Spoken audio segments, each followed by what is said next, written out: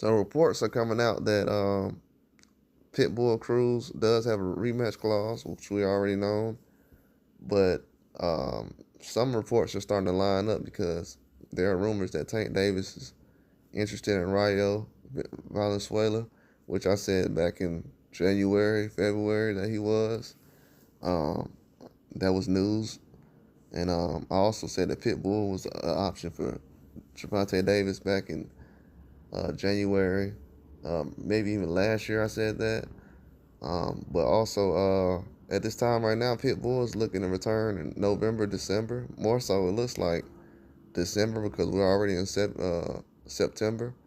He could end up on a David Morrell card that just got announced recently. He's looking for an opponent. If Pitbull wants to get back in the running, man, he definitely wants to get back in the ring around December. He's just trying to wait and see right now from the promoter whether the rematch with Rayo will actually happen, or would it be a situation where he fights someone else in the meantime, and Rayo, either that fight will get pushed to next year, or Tank Davis possibly could fight Rayo. At this point, we don't know.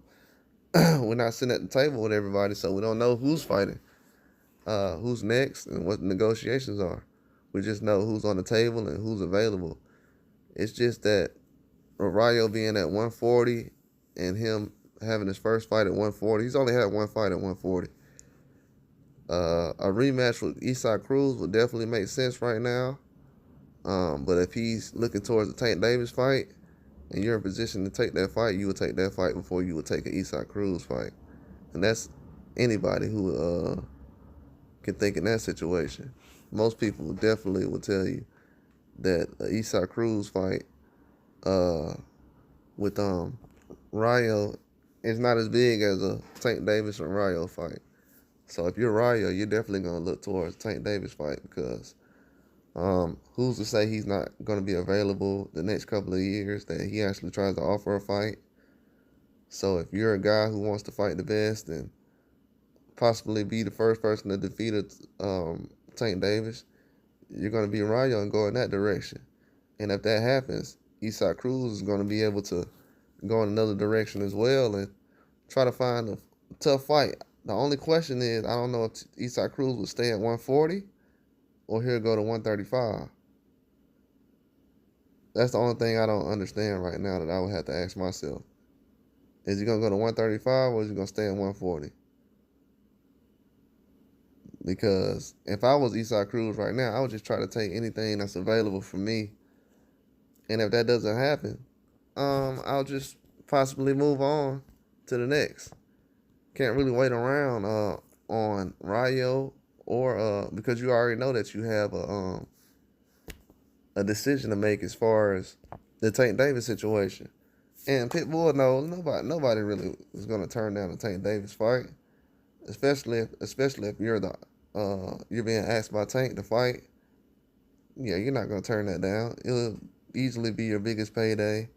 You'll be basically in one of the Fight of the Year candidates automatically when you fight a guy like Tank. So you can't really turn down that type of fight. But with Isaac Cruz, we know he's going to be a tough fight regardless. We know that he's still going to be in the mix. I think if he just does a couple of things, he'll be able to change the way that everything is going as far as his career and after the loss. It's not a huge loss, like I said. Isaac Cruz is one of the guys that helps carry the sport. Barrios, a lot of those guys, they put themselves in positions where they could lose each and every fight. It's a 50-50 fight most of the time. So you can't really blame these guys, but I feel like a lot of times over the last couple of months, fans have put so much pressure on these guys, guaranteeing knockouts and great performances, and then when that doesn't happen, they start to trash these guys because they couldn't evaluate that these guys actually have flaws. And I feel like he's going to bounce back. He just needs to get back in there and get to his original self, take more risk, work on moving his upper body like he used to, and get back to throwing a jab. You know what I'm saying? Don't let your reach. We've seen guys be able to get in the inside and fight closely. But Eastside Cruz on the outside against anybody is going to be a loss. You know what I'm saying? Because of just the reach. So he has to be able to take more risk, find better strategies to get inside and fight these guys. But I think he'll be able to bounce back. Maybe a fight in between, a Rayo fight here and there would actually help. But if that's the guy you just fought and you're familiar with him, his style, and it's fresh, it'll be better for you to just jump back in the ring with this guy immediately. But Rayo's very dangerous in rematches, so who knows? He's one of those guys who's very dangerous to rematch. You can possibly get knocked out in a rematch. But that's all I got. Like and subscribe.